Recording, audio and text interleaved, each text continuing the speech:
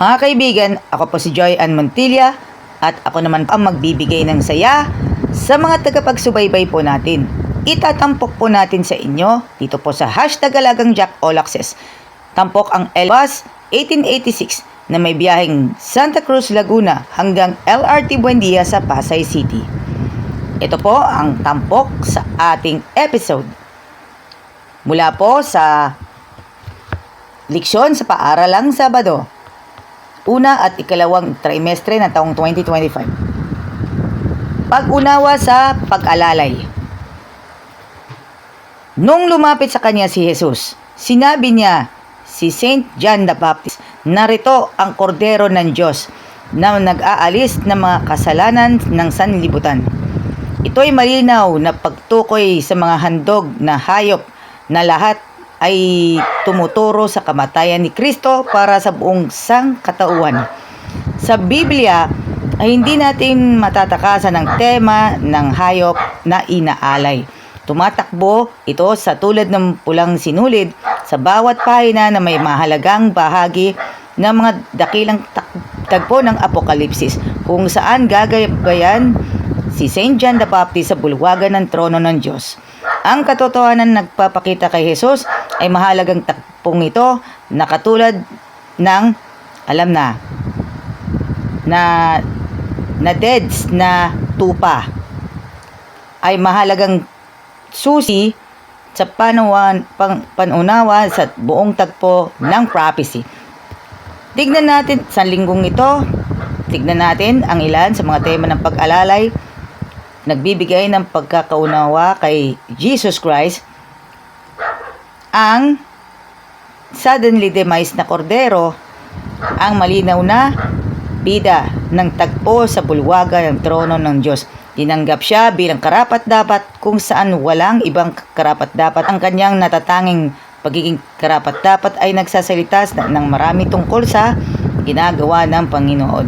Sa pamamagitan ng mga sistema sa pag-alalay, ilalahad dito bilang isang Diyos na walang hanggang pag-ibig na ginawa sa pinakadakilang sakripisyo. Isang desisyon na kamamanghahan natin ng iba pang mga intelligent na sa Sansik Nukub magpakailanman. Ito po yung tanging lesson episodes from May 3 to 9, mga kaibigan. Pangunawa sa pag-alalay. Ito yung episode, ito yung lesson study na hindi pa natin nabasa noon. At siya nga pala, at bago po tayo bumiyahe, kahit saan po kayong ruta, ay obligahan ko po kayo na magdasal bago bumiyahe, mag-worship bago magbiyahe, at alam naman natin, at ito ang tanging paraan na magpapasaya sa ating lahat. Ang worship at syempre naman po ay nagbibigay inspirasyon sa ating lahat. At siya nga pala, shout out muna kay Kuya Arnold Pios at sa lahat ng mga kaibigan po natin sa LLI Bus Company, especially sa mga biyaheng Santa Cruz, LRT Buendia.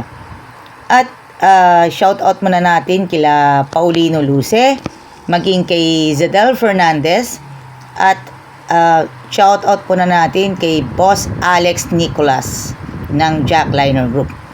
At sa mga kaibigan po natin sa Santa Cruz Adventist Church, maging sa mga kaibigan po natin sa Jackliner Group sa biyaheng Calamba hanggang LRT Buendia sa pamamagitan ng LLI Bus Company, at maging sa Jackliner biyaheng Calamba, Cubao, Camias.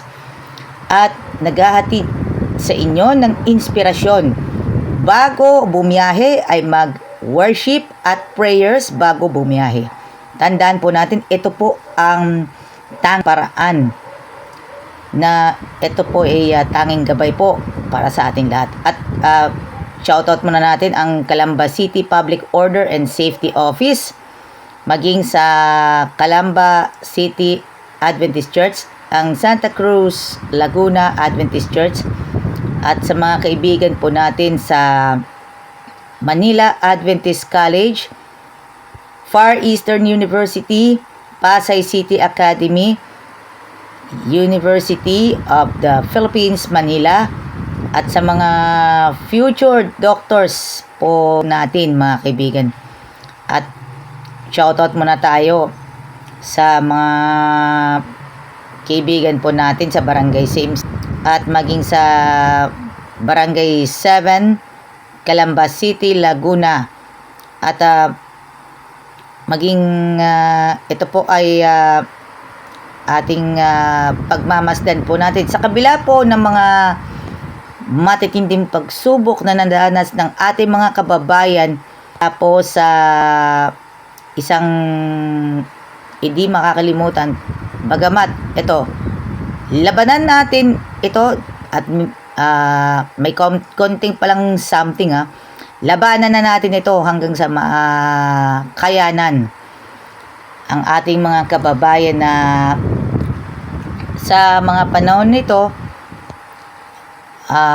Mga kaibigan po, bigyan po natin ng ating pagkakataon sa mga kababayan po natin na nais pong mag-apply sa jackliner, especially sa ating mga kababayang 7-day Adventist na naroon po sa